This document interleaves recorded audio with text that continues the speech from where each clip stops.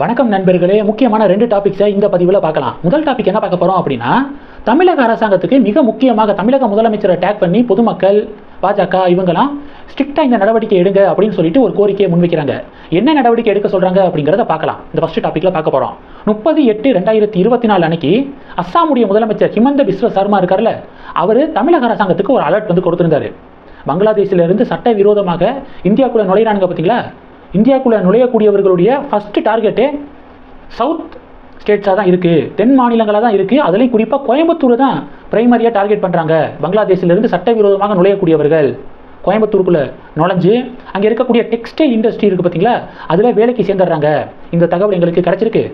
அதனால் தமிழக அரசாங்கம் ரீசன்ட் டைம்ஸில் டெக்ஸ்டைல் இண்டஸ்ட்ரியில் சேர்ந்துருப்பாங்க பார்த்தீங்களா, அவங்களுடைய பின்னணியை வந்து ஆய்வு செய்யணும். இது நம்ம நாட்டுடைய செக்யூரிட்டி சம்மந்தப்பட்ட விஷயம் அப்படின்னு சொல்லிட்டு ஹிமந்த பிஸ்வ சர்மா ஒரு அலர்ட் வந்து பண்ணியிருந்தாரு. தமிழக அரசாங்கத்துக்கு ஒரு எச்சரிக்கையை வந்து கொடுத்துருந்தாரு. இதை நம்ம பார்த்துருப்போம்.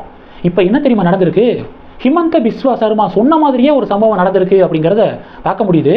திருப்பூரில் தங்கி பணியாற்றிய பங்களாதேஷை சேர்ந்த 6 பேர் நேற்று கைது செய்யப்பட்டிருக்காங்க அப்படிங்கிற ஒரு செய்தியை பார்க்குறோம். 6 பேர்.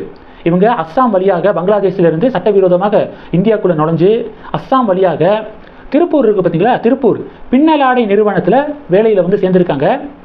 15 நாட்களுக்கு முன்னாடி இது நடந்திருக்கு. வேலையில் சேர்ந்துருக்காங்க. ஸோ அவங்கள பற்றி தகவல் வந்து லீக் ஆகி காவல்துறையினர் இப்போ அவங்கள வந்து கைது பண்ணியிருக்காங்க அப்படிங்கிறத பார்க்குறோம்.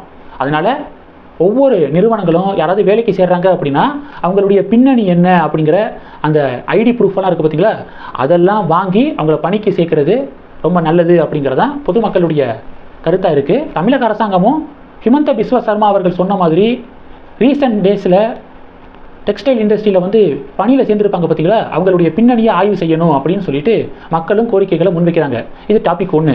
டாபிக் 2 என்ன பார்க்க போகிறோம் அப்படின்னா, லட்டு பாவங்கள் அப்படின்னு சொல்லிட்டு பரிதாபங்கள் அப்படின்னு ரொம்ப ஃபேமஸான ஒரு யூடியூப் சேனல், கோபி சுதாகர், இவங்க 2 பேர் தான் அந்த சேனலுடைய ஹெட்டாக இருக்காங்க. ரொம்ப ஃபேமஸான யூடியூபர்ஸ் 2 பேரும். அவங்களுடைய வீடியோக்கள் அப்பப்போ ரொம்ப வைரலாக வந்து ஷேர் ஆகும். காமெடியாக அவங்களுடைய எபிசோட்லாம் காமெடி கலந்து அவங்க பேசுவாங்க. லட்டு பாவங்கள் அப்படின்னு சொல்லிட்டு திருப்பதியில் இந்த இஷ்யூ வந்து நடக்குது பார்த்தீங்களா. லட்டு செய்வதற்கு பயன்படுத்தப்பட்ட நெய்யில் மாட்டிறைச்சி கொழுப்பு, மீன் எண்ணெய், பன்றி கொழுப்பு வந்து கலக்கப்பட்டிருக்கு ஒய்எஸ்ஆர் காங்கிரஸ் ஆட்சியில் அப்படின்னு சொல்லிட்டு ஆய்வு முடிவுகள் சமீபத்தில் வெளிவந்துச்சுல, அதை வச்சு ஒரு வீடியோ வந்து வெளியிட்டிருக்காங்க. 15 நிமிடம் ஓடக்கூடிய வீடியோ.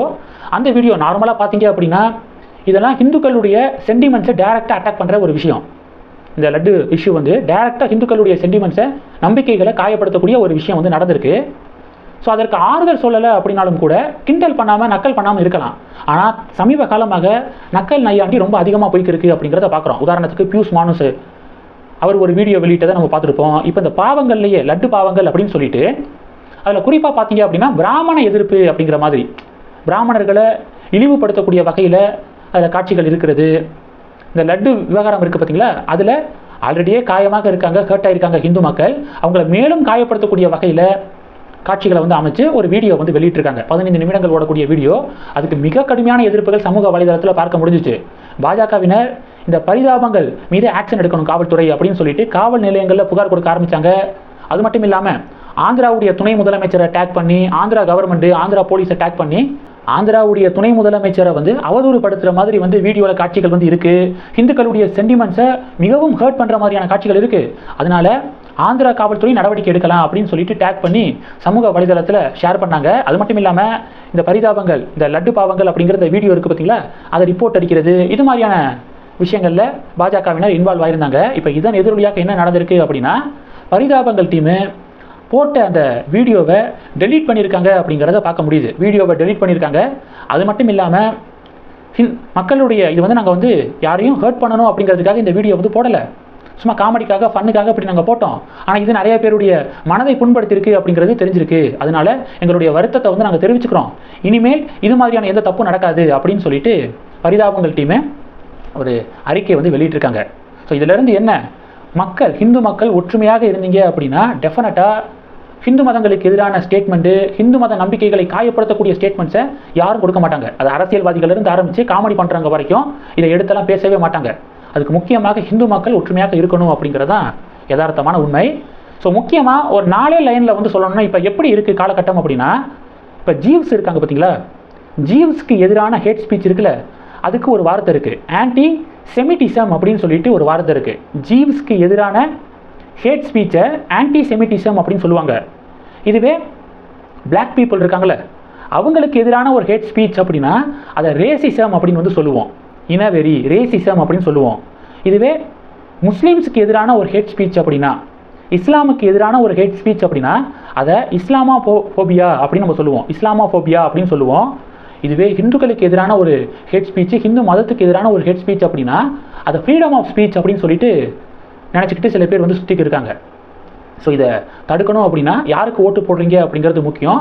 உங்களுடைய சென்டிமெண்ட்ஸை யார் ஹர்ட் பண்ணாமல் இருக்காங்களோ அவங்கள தேர்ந்தெடுத்து ஓட்டு போட்டீங்க அப்படின்னா ஃப்யூச்சரில் இது மாதிரியான நிகழ்வுகள் நடக்காமல் பார்த்துக்க முடியும் அப்படிங்கிறது தான் என்னுடைய பார்வை. ஸோ இந்த நிகழ்வுக்கு பிறகு அந்த வீடியோவை வந்து டெலீட் பண்ணிட்டாங்களா, பிறகு பார்த்தீங்கன்னா திராவிட கட்சியுடைய ஆதரவாளர்கள், உதாரணத்துக்கு இந்த சல்மா அப்படிங்கிறவங்க திமுகவை சேர்ந்தவங்க, அவங்க வந்து சோசியல் மீடியாவில் அந்த டெலீட் செய்யப்பட்ட அந்த லட்டு பாவங்கள் வீடியோவை எப்படி பார்க்குறது அப்படின்னு சொல்லிட்டு அவங்க சமூக வலைதளத்தில் பதிவு போட்டிருக்காங்க. ஸோ இது ஒரு பெரிய டிபேட்டாக வந்து மாறி இருக்கு. இந்த டாப்பிக்கை பற்றி உங்களுடைய பார்வைகளை மறக்காமல் கமெண்ட் பண்ணுங்கள். தொடர்ந்து கனெக்டில் இருங்க. அடுத்தடுத்து நிறைய பதிவுகளை பார்க்கலாம். நன்றி. ஜெய் ஹிந்த்.